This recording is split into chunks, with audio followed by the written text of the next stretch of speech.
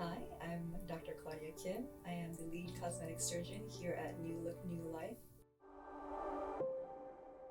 I became a surgeon because of a pretty crazy experience in my life. When I was 16, I had gotten into a pretty bad car accident. The car accident kind of made me reevaluate all the things that were going on in my life. So that's when I made the decision to help people and to embark in my medical journey. I was actually a high school dropout, got all my shit together. I completed high school and then I started my academic college career at Queens College. And I was living in Queens throughout my master's at New York Medical College, my medical school in NYC, and then my residency at NYU, and my fellowship in Manhattan. During my general surgery residency, this is when we decide what to specialize in. It was a decision between trauma surgery and cosmetic surgery.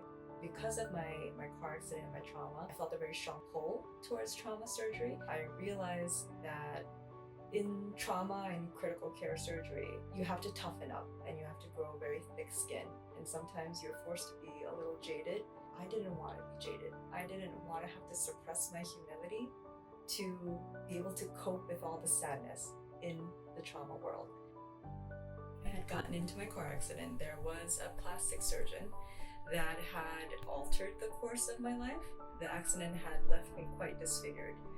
And during that time, I had a lot of trouble even looking in the mirror for almost a year. And I just did not like what I was seeing. And so with him, he really just changed everything about my confidence and how I viewed myself. And he was a huge influential person. Even though the interaction with him was a very brief moment in time, I can honestly say he changed everything. Because cosmetic surgery has become so prevalent, there are some other practices that are more volume-based, especially with the popularity of cosmetic surgery and plastic surgery increasing. I think with that, you tend to lose that relationship with the patient. If I were a patient, and since I have been a patient, I don't want to feel disconnected with my provider. And I think that's one of the main principles that I wanted to continue and maintain. Your doctor is always available, your surgeon is always reachable. I never feel lost, or I never feel like I've been abandoned. So just having that resource available at all times and that personal experience. I like to believe that my experience influences how I deal with patients. I'm super detailed, and I'm super detailed to a fault. But I really think that I need to give the patient all of the information so they make a smart decision and an informed decision. What they need to expect is that I will get to know them for them, who they are first. I am going to ask you everything about your life, not just your medical history and your medications and all that, that's standard. But I want to get to know who you are.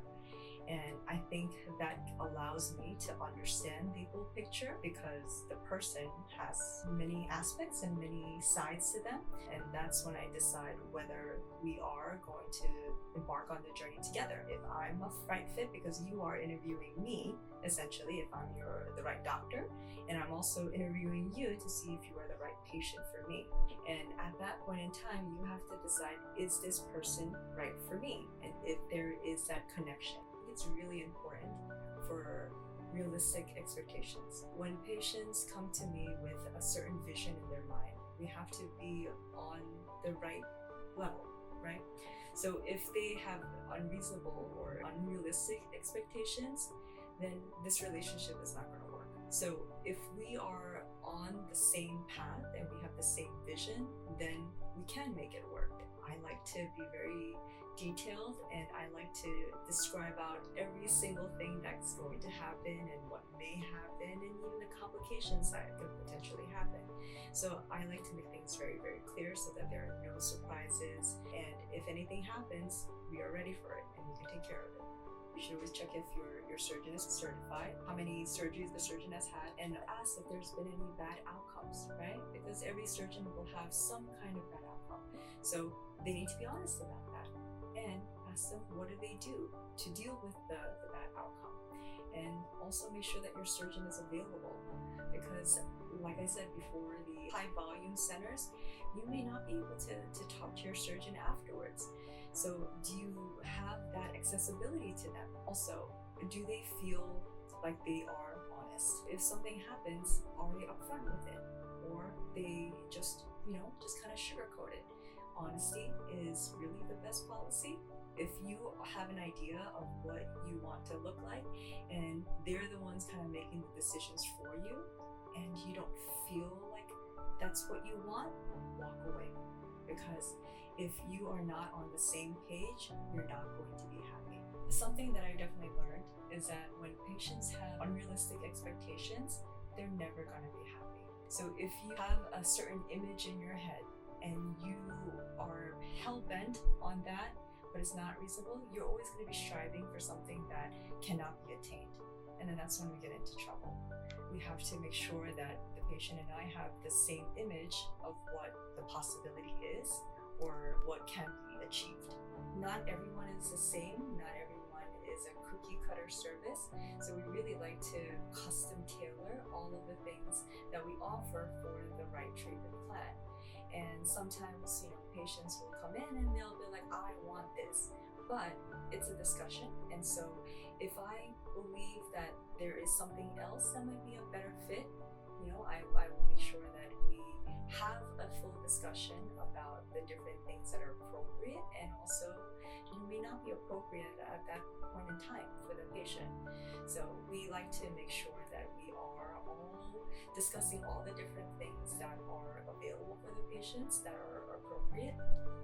I don't like overselling and I don't like overdoing, because I really do believe that natural enhancement is the right way to perform aesthetic medicine. Well, I would never want you to walk out of here and someone is like, what happened to your face, or who did that to you? That is something that I do not want to ever be questioned. I want someone to be looked at and be like, did you go on vacation or did you get some rest?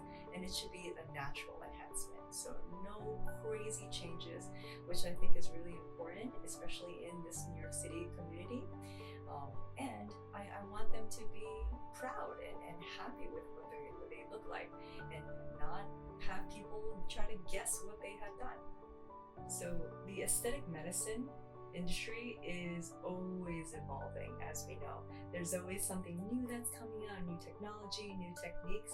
So I pride myself on being up to date with all the new things. And it's hard to kind of differentiate what is real and what is effective because there's so much information out there. So I love learning, and when you're in this industry, you are a student for life, because you're always trying to do what's best for your patient and making sure that they are being taken care of in the safest manner, the most effective manner, with the least issues. So I love going to conferences. I'm always reading, doing research, and even with different technology and advances in other countries, because the United States is pretty advanced, but there's definitely much more information and more technology and procedures out there that we can always better ourselves with.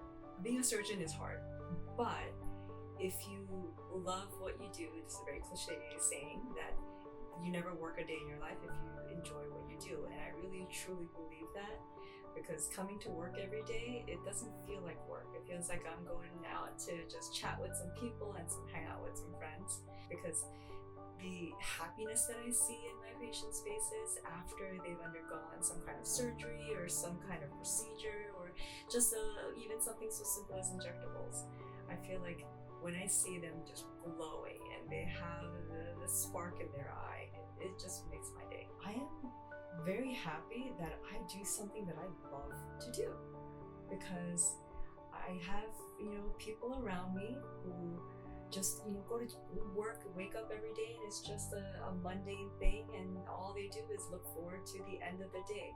But for me, I wake up and I'm like, I'm going to work today, and if I have to work on the weekend, it's just another day for me, and it's not a drag. I truly enjoy what I do, and the people I meet, and the people I work with, and I think that is just a gift, because not many people can say that. I'm grateful for just the people around me that allow me to do what what I do, the fantastic people that I work with, all the support that I get at home. I'm very thankful because I have a very supportive husband at home. We recently got married, and so it's been a honeymoon phase, but we are always been in a honeymoon phase and hope to continue that indefinitely. Something that not a lot of people know is that I've always actually enjoyed art. I've always enjoyed drawing and painting even when I was young.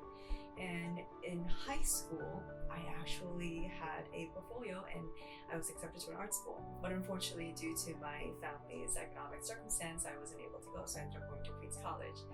But I always enjoyed arts, and now I realize that my job actually is able to kind of portray my artistic talent. And I didn't realize it until quite recently that I am still doing what I enjoy doing, which is expressing art, but just now in the human form.